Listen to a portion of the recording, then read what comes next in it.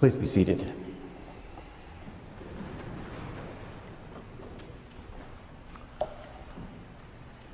Our God is a jealous God.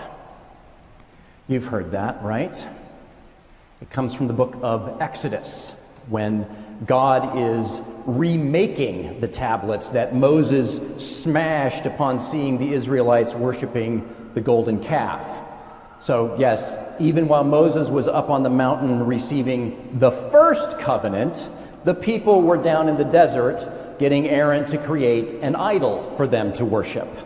So yes, God is jealous.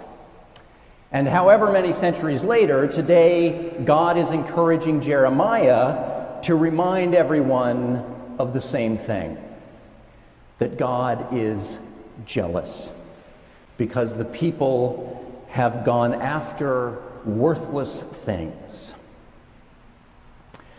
Now, I learned something recently that jealousy and envy are two different things, although we often use them interchangeably, as in, wow, your vacation sounds great, I'm so jealous.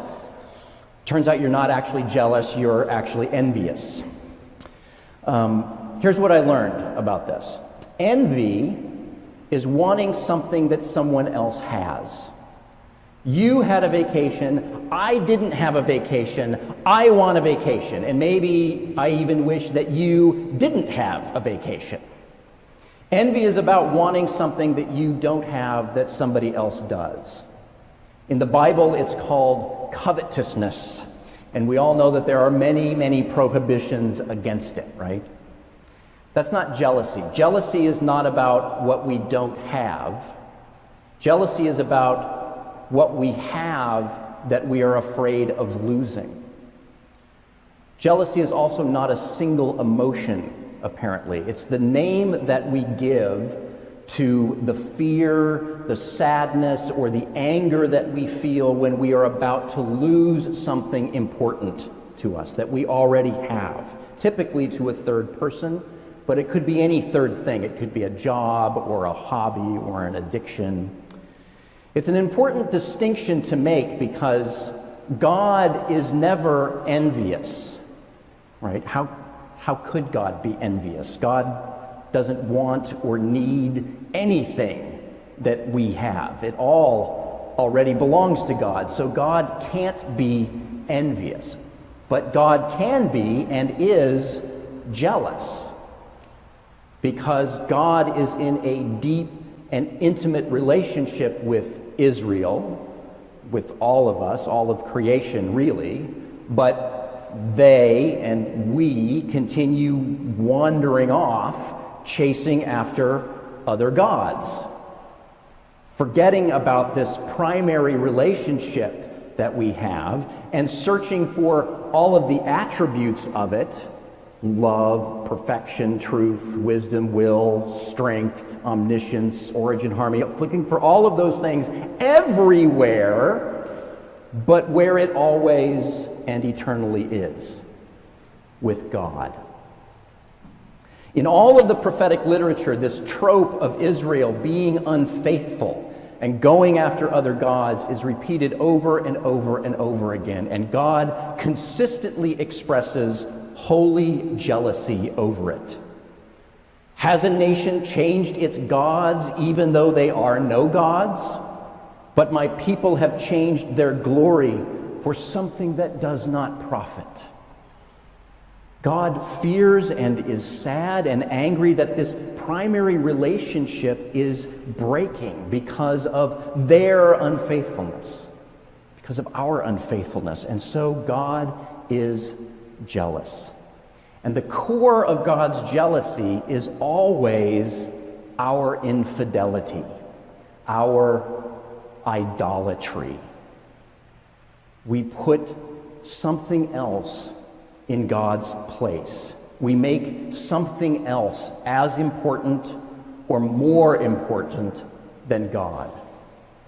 Now, for the ancient Israelites, it was the Astartes and the Baals, all of the local and seasonal gods that they encountered in the cultures around them, the ones that everyone insisted Were the gods responsible for good and bad harvests, sun and rain, fecundity and barrenness? Now, modern people, we've toppled or forgotten most of the old gods, but we've also replaced them with other things like ideology and money, armaments and military might, technology, whatever it is that we swear our allegiance to, whatever we put our utmost trust in, put our faith in, that is not God. Just because we are not making golden calves does not mean we are not practicing idolatry. And for every one of us, for every human being in every time and place, really, one of the most difficult idols to topple and turn away from is our own ego. All of those stories and core beliefs that I talked about last week, all of those patterns that we fall into that are described pretty clearly in today's reading, aren't they? Running after things that do not profit, digging cracked cisterns instead of relying on living water, insisting on doing everything ourselves, following our own devices instead of trusting that God will see us through, neglecting those in prison and the poor and the disabled because we can't imagine how caring for them would benefit us. Really, we don't want to imagine how we might actually be like them. Jostling for the best places, toadying to those who can get us advancement, currying favor with those we need to stroke our egos. Now, don't get me wrong. A healthy ego is a necessary and important thing. A healthy ego does, for the most part, keep us safe. It does, for the most part, allow us to function in the world. It is the armor that we put on to fight the good fight. It's the mask that we wear to perform our roles. It's the wall that we live behind where we can rest and recuperate. It is all of those things.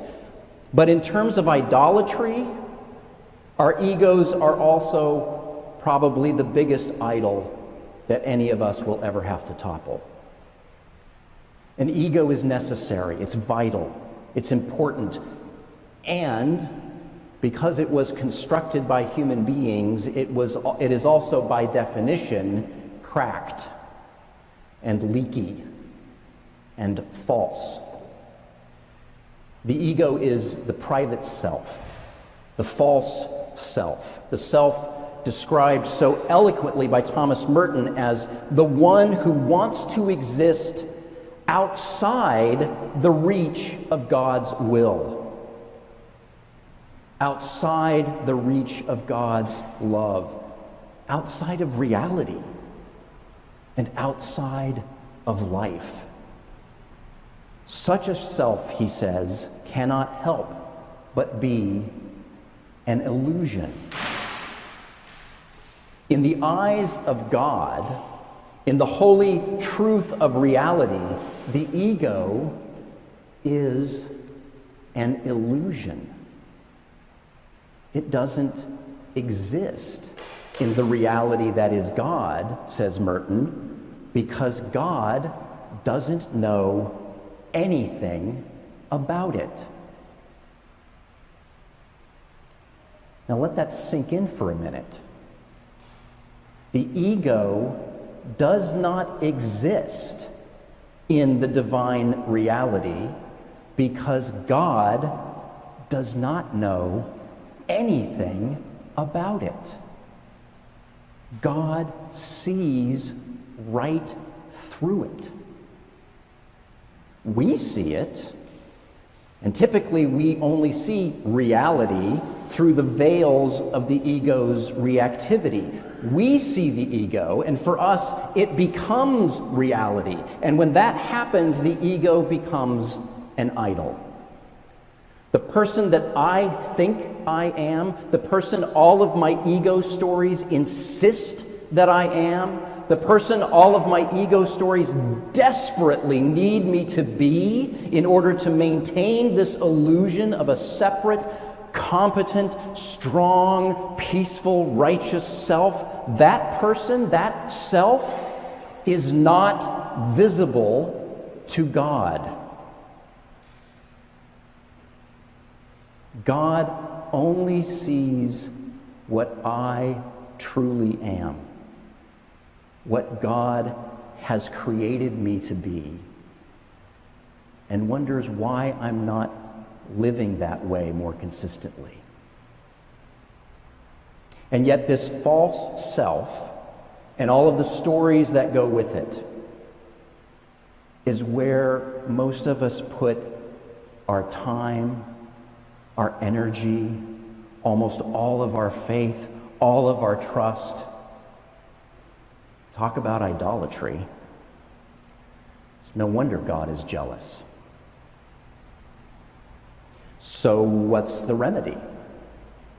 How do we learn how to see past the veils and remember this primary relationship? Well, I'm sorry to say that there are no cheat codes for this. There are no shortcuts, but there is a path. It's a narrow one. There is a way, the way of love, and there are plenty of practices that we try to offer here to help us see through that. The one that Jesus focuses on today is humility, which, like envy and jealousy, may not be exactly what you think it is. Humility is not about demeaning or debasing ourselves. It's not about downplaying our gifts and abilities. Humility, as defined by one scholar, is an openness to new learning, combined with a balanced and accurate assessment of our contributions, including our strengths, our imperfections, and our opportunities for growth. And another scholar says that it's really learning to die to the illusion that we are somehow separate from God, while also dying to any grandiose delusion that we are God. Humility, as our gospel reading puts it, is about learning our proper place, not as better than or worse than we are or anybody else is, not as our ego or our superego needs us to be, but as God knows us, as God sees us, with a place alongside all of the rest of creation in an intimate, infinite, loving relationship with the Creator of all life. Amen.